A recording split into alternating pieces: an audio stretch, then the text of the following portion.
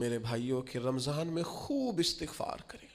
ہم سے جو کمیاں رہ گئی ہیں اس پورے ماہ مبارک میں اپنے مالک سے عرض کریں کہ مالک اس ماہ مبارک میں جنہیں تو معاف کرنے والا ہے ان میں ہمارے بھی نام شامل فرما، ہمارے بھی نام شامل فرما.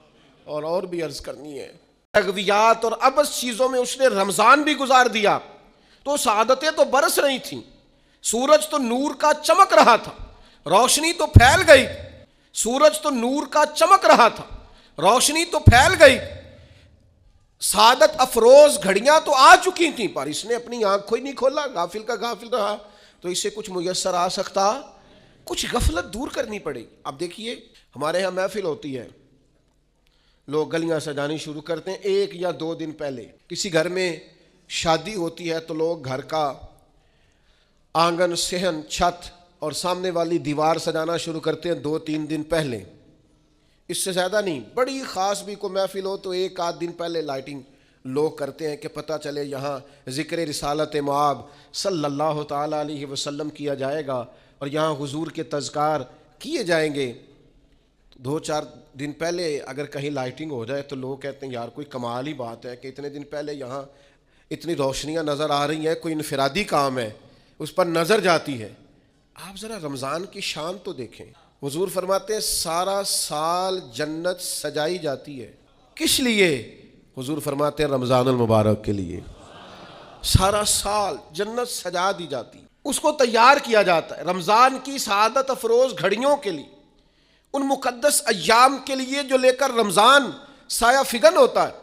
اس کے لیے پورا سال جنت کو سجایا جاتا ہے، تزئین و آرائش کی جاتی ہے. اور رمضان آتا ہے تو کریم کے کریمانہ فیصلے ہونے شروع ہو جاتے ہیں. کریمانہ فیصلے. ایک کریمانہ فیصلہ ہوتا ہے کہ دوزخ کے دروازے بند کر دو اور جنت کے سارے ہی دروازے کھول دو. اس کو راستہ کیا گیا ہے. پھر آپ کو پتہ ہے ایک انوکھی بات بھی آپ سے کرنی ہے. قانون نافذ کرنے والے اداروں کو نا مجرموں کا پتہ ہوتا ہے، ان کو پتہ ہوتا ہے کس جگہ کچھ فسادی لوگ ہیں. وہ دیکھتے ہیں نا ملک میں کوئی خاص مہمان آ رہا ہے جو ملک کے لیے فائدہ مند ہے اور وطن کے لوگ اور وطن کو اس سے فائدہ ہوگا، استفادہ کریں گے لوگ اس کے آنے سے. وہ کیا کرتے ہیں ان فسادیوں کو پہلے بند کر دیتے ہیں. کہتے ہیں ایسا نہ ہو کہ یہ آ کے کوئی خرابی کرے، وہ منع کر دیتے ہیں. تو یاد رکھ لیں، سمجھ لیں، حضور فرماتے ہیں شیطان کو بھی قید کر دیا جاتا ہے. رمضان آنے والا ہے تو اللہ شیطان کو قید کر دیتا ہے، جکڑ دیتا ہے. فرمایا رمضان آ رہا ہے اور میرے بندوں نے اپنی بخشش کرانی ہے، انہوں نے میری عبادت کرنی ہے، انہوں نے روزے رکھنے ہیں، انہوں نے آ کر کے اللہ کے حضور معافیاں مانگنی ہے. اور رمضان کی ہر رات میں 70 ہزار یا بلا مثال و بلا تشبیہ اللہ جانے کتنے بے حساب لوگوں کی رب نے بخشش کرنی ہے. تو یہ شیطان بڑا مکار ہے، یہ کھلا ہوا دشمن ہے، کوئی خرابی نہ کر دے لہذا پہلے اسے باندھ دو. خرابی نہ کرے کسی قسم کی، اسے باندھ دیا جاتا ہے. مہمان بھی آ گیا، خرابی کرنے والا بھی باندھ دیا، لیکن اگر فائدہ لینے والے پھر بھی فائدہ نہ لے تو پھر ان سے کہا جائے گا کہ تمہارے پاس اب کوئی بہانہ بچا نہیں ہے، اب تمہارے پاس کوئی کسی قسم کا عذر باقی نہیں ہے. اب تو یہ تھا کہ تمہیں بخشش کرانا چاہیے تھی، استغفار پڑھنا چاہیے تھی، دعائیں کرنا چاہیے تھی، قرآن مجید کی تلاوت کو کثرت سے کرنا چاہیے تھا. لیکن چونکہ اب تم یہ بھی نہیں کہہ سکتے کہ مجھے شیطان نے گمراہ کر دیا، وہ تو باندھ دیا گیا ہے. اب تو فسادی کو ویسے ہی کنٹرول کر دیا گیا ہے. اب بھی تم اگر سوئے رہے، اب بھی اگر تم نے غفلت کی، اب بھی چھوٹے موٹے بہانے کر کے تراویحاں چھوڑتے رہے، اب بھی ذرا سی سستیاں کر کے ادھر ادھر نکلتے رہے، اس کا مطلب یہ ہے کہ پھر تم استفادہ کر سکے. تم نے سستی کا مظاہرہ کیا، تم نے جان. اور اب دیکھیں جب اتنے بندوبست کیے تمہارے لیے، ثواب بھی بڑھا دیا، اجر بھی بڑھا دیا، تمہارے لیے جو فساد پیدا کرنے والا شیطان تھا وہ بھی قید. لیکن اگر تم پھر بھی عمل نہ کرو، پھر بھی مسجد نہ آؤ، تو پھر حدیث پاک سن لیں. اس طرز کی شاید یہ منفرد حدیث ہے کتب احادیث، اور تقریباً تمام کتب احادیث میں موجود ہے. حضور علیہ الصلوۃ والسلام نے نا صحابہ سے فرمایا سارے مسجد میں جمع ہو جاؤ میرے ممبر کے پاس. لوگ جمع ہو گئے تو اللہ کے حبیب علیہ السلام نے ایک قدم ممبر کی سیڑھی پہ رکھا، فرمایا آمین. پھر دوسری سیڑھی پہ قدم رکھا تو فرمایا آمین. پھر تیسری پہ قدم رکھا تو فرمایا آمین.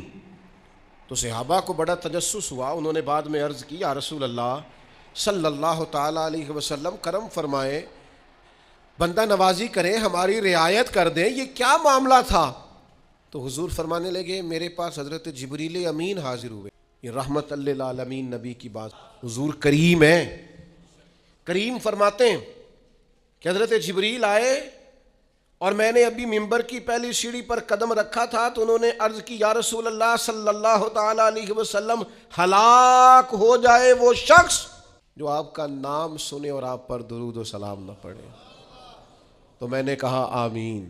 پھر حضرت جبریل عرض گزار ہوئے یا رسول اللہ صلی اللہ تعالیٰ علیہ وسلم وہ ہلاک ہو جائے، اللہ تعالیٰ علیہ وسلم وہ ہلاک ہو جائے جس نے بڑھاپے میں والدین کو پایا اور ان کی خدمت کر کے بخشش نہ حاصل کر سکا۔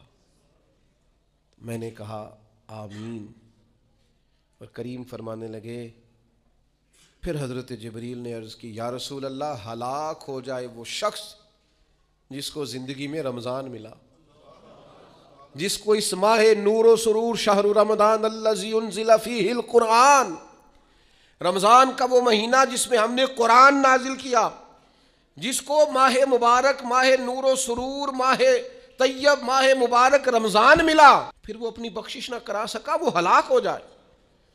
تو حضور فرماتے میں نے بھی کہا آمین، اللہ تعالی ہم سب کو محفوظ۔ میں عرض کر چکا ہوں کہ جب ثواب بھی بڑھا دیا گیا اور جب طاقت بھی بڑھا دی گئی عبادت کی اور جب برکتیں بھی زیادہ ہو گئیں، نعمتیں بھی زیادہ ہو گئیں، رکاوٹ ڈالنے والا، رخنا ڈالنے والا شیطان بھی قید کر دیا گیا، تو اب بھی کوئی شخص اگر توجہ ہی نہ کرے، رجوع ہی نہ کرے، تو پھر اس کے لیے یہ حکم آیا کہ وہ ہلاک ہو جائے، پھر وہ برباد ہو جائے۔ جب اتنی سعادتیں موجود ہیں، اتنے بندوبست کیے گئے ہیں، جنت کو سجایا گیا ہے، رمضان شریف میں 2-4 کام ضرور کرنے، ایک تو روزہ رکھنا ہے۔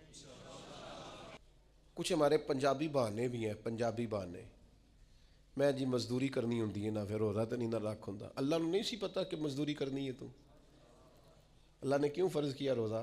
ہلکے سے لوگ بیمار ہوتے ہیں، بالکل معمولی سے، کوئی ایسا عذر نہیں، روزہ چھوڑ دیتے۔ ذرا سی باتیں لے کر لوگ، آپ یقین کریں، اہمیت کو نہیں سمجھتے، اور بعض صرف سست ہیں، غافل ہیں، منہ پھیرے ہوئے ہیں۔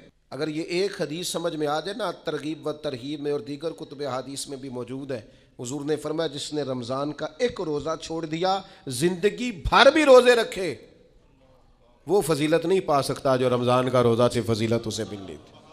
اتنی بڑی بات ہے، آپ اس کو سمجھ لیں، اتنے سعادت افروز روزے ہیں رمضان کے۔ تو کوشش کریں، اپنے آپ کو مینج کریں، مینٹین کریں چیزوں کو، اپنی صحت کا خیال کریں۔ میں تو دوستوں سے کہا کرتا ہوں رمضان سے پہلے جو ایام ہے، پہلے سے بڑھ کر اپنی طبیعت کا خیال رکھیں تاکہ رمضان میں کوئی کسی قسم کی طبیعت میں بھی کمزوری پیدا نہ ہو اور صحیح صحت مندی کے ساتھ انسان رمضان شریف کے روزے گزار سکے۔ دوسری بات ہے رمضان میں خوب قرآن مجید پڑھنا۔ شہر رمضان الذی انزل فیہ القرآن، رمضان ہی کا تو وہ مہینہ جس میں قرآن نازل کیا گیا۔ نبی کریم صلی اللہ تعالیٰ علیہ وسلم رمضان المبارک میں حضرت جبریل امین علیہ السلام کے ساتھ قرآن مجید کا دور فرمایا کرتے۔ حضور حضرت جبریل کو پارہ سناتے اور جناب جبریل نبی کریم علیہ السلام کو سناتے۔ یہ دور ہوتا ہے قرآن مجید کا۔ اللہ نے کتنی زیادہ توفیق دی ہے، ہر مسجد میں تراویح میں قرآن پڑھا جاتا ہے۔ تھوڑی ہمت کریں، تھوڑی کوشش کریں۔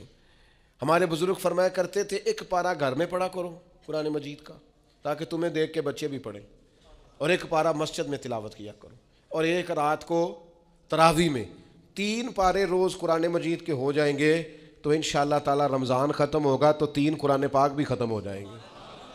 یہ ارادہ کریں، یہ پروگرام بنائیں، خوب قرآن مجید سے دلچسپی پیدا کریں۔ تیسرا کام رمضان میں جو کرنے والا وہ ہے کثرت سے استغفار۔ کچھ غلطیاں نا ہم کرنا نہیں چاہتے، ہم سے ہو جاتی ہیں۔ کچھ غلطیاں ایسی ہیں جو ہم بڑی بڑی کر چکے ہیں لیکن ہمیں یاد ہی نہیں، بھول گئے۔ کچھ خطائیں ہم سے ایسی سرزد ہوتی ہیں جو لاشعوری میں ہو جاتی، ہمیں سمجھ ہی نہیں ہوتی کہ یہ خطا ہے اور اتنی بڑی ہے۔ کسی شخص کو بعض اوقات کوئی ایسی بات کہہ دیتے ہیں کہ ہماری نظر میں وہ بات معمولی ہوتی ہے، پر وہ بیچارہ ساری رات سو نہیں سکتا۔ رمضان کا مہینہ ہے اپنے رب سے معافی مانگنے کا مہینہ، اس سے توفیق مانگنے کا مہینہ، اس کے حضور حاضر ہونے کا مہینہ۔ میں آپ کی خدمت میں عرض کروں، حضرت عائشہ صدیقہ فرماتی ہیں نبی پاک نے فرمایا صلی اللہ تعالی علیہ وسلم، جس سے اللہ نے قیامت والے دن حساب پوچھ لیا نا، اس کے لیے مشکل ہو۔ حساب یسیرہ یہ ہے کہ وہ مہربانی فرمائے اور فیصلہ جب کرے تو کرے ہی درگزر والا، فرمائے جا تجھے معاف کیا۔ رمضان کا خاص مہینہ ہے، سحری میں بھی دعا قبول ہوتی ہے، افطار میں بھی دعا قبول ہوتی ہے، صبح سے لے کے افطاری تک بندہ ہر وقت عبادت میں ہوتا ہے، تراویح کے بعد بھی دعائیں مانگے تو وقت قبولیت کا ہے۔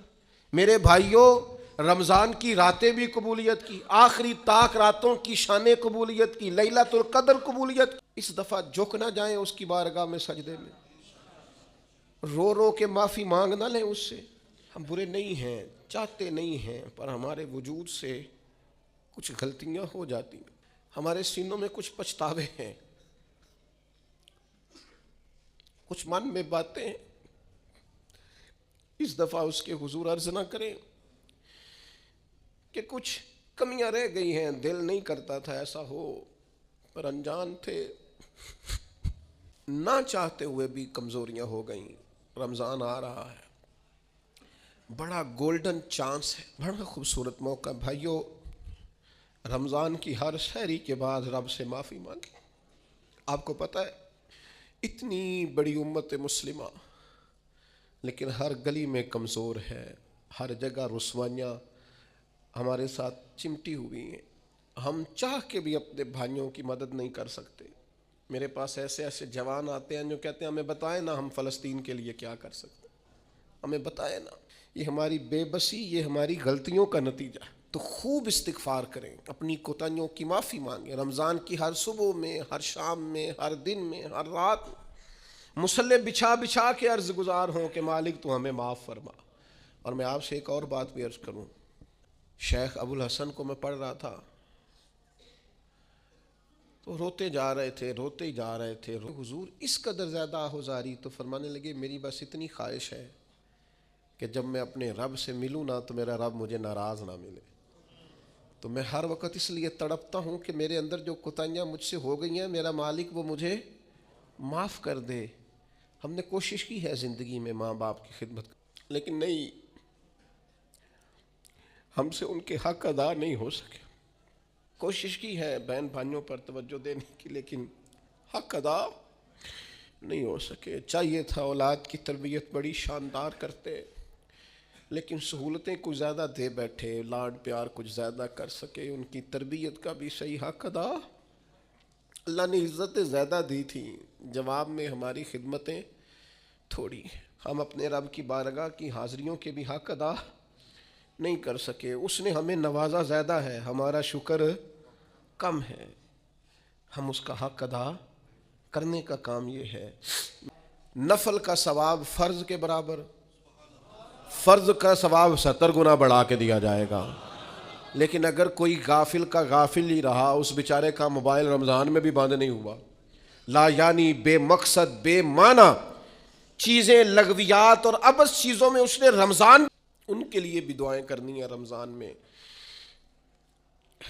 جو ہم سے بچھڑ گئے، جو مٹی تلے جا کے آرام فرما ہو گئے۔ یہ رمضان المبارک چونکہ بخشش مانگنے کا مہینہ ہے، اللہ کے حضور معافی مانگے ان کے لیے بھی، ہمارے اپنوں کے لیے، ماں باپ کے لیے، عزیز و اقربا کے لیے، کہ اللہ کریم ان کی قبروں کو بھی ٹھنڈا کرے، ان کے حال پہ بھی رحمت کی نظر کرے، ان کے لیے بھی مالک آسانیاں کرے۔ خوب دعائیں مانگیں رمضان میں، خوب دعا۔ اور جو محتاج ہیں، جو تنگ دست ہیں، جو غریب ہیں، جن کو زمانہ گزر گیا ہے، دوستوں کو، احباب کو، مخیر حضرات کو متوجہ کرتے ہوئے وہ بھی تھوڑی توجہ کریں۔ اس سال رمضان کے ماہ مبارک میں دنیا داروں کو چھوڑ کے رب کی طرف متوجہ نہ ہو، اس کریم کی بارگاہ میں اپنی ساری تکلیفیں بیان نہ کریں۔ بیمار بھی آئیں، مقروض بھی آئیں، تنگ دست بھی آئیں، بے اولاد بھی آئیں، کمزور بھی آئیں، سارے جھکیں، روزہ رکھ کے، تراویح پڑھ کے، قرآن پڑھ کے، اپنے سارے دکھ اپنے مالک کے حضور بیان کر کے اس ماہ مبارک کی ہر رات میں اس سے بخشش کا سوال کریں، رحمت کا سوال کریں، کرم کا سوال کریں، وہ بڑا ہی کریم ہے۔ حضور فرماتے ہیں رب کہتا ہے مجھے حیا آتی ہے میرا بندہ ہاتھ اٹھائے اور میں اس کے ہاتھ خالی واپس کر دوں، بس آنے کی دیر ہے۔ اور ایک مقام پہ اللہ کے حبیب علیہ السلام نے فرمایا بندہ جب اعتراف گناہ کر کے معافی مانگتا ہے اللہ فوراً ہی اسے معاف فرما دیا کرتا ہے۔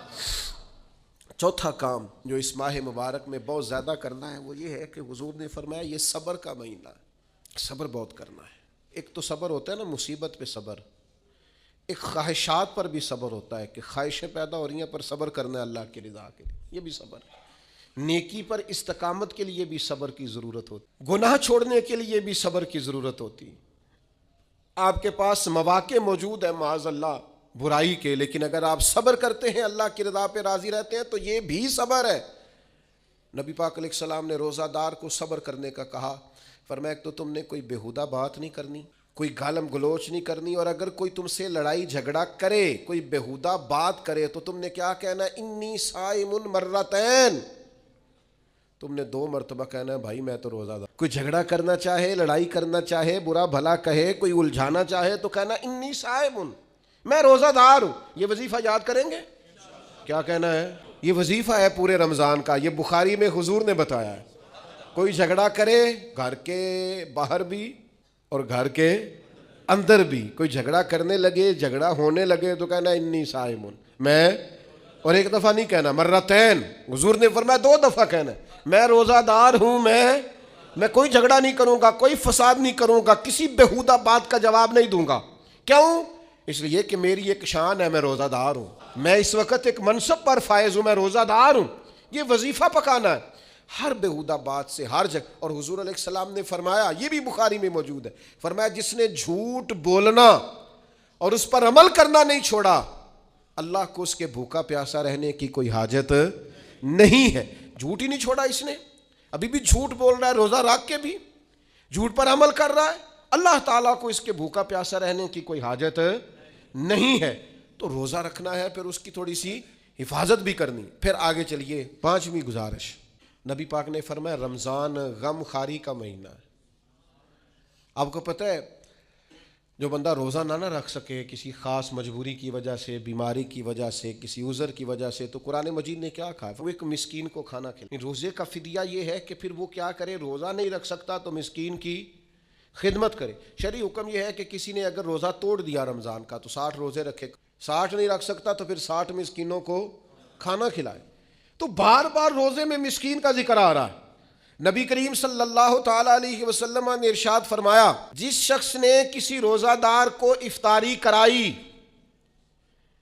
تو اللہ تبارک و تعالیٰ افطاری کرانے والے کی بخشش بھی فرما دے گا، اور فرمایا جتنا اجر روزہ رکھنے والے کو ملے گا اتنا ہی اجر اللہ افطار کرانے والے کو بھی عطا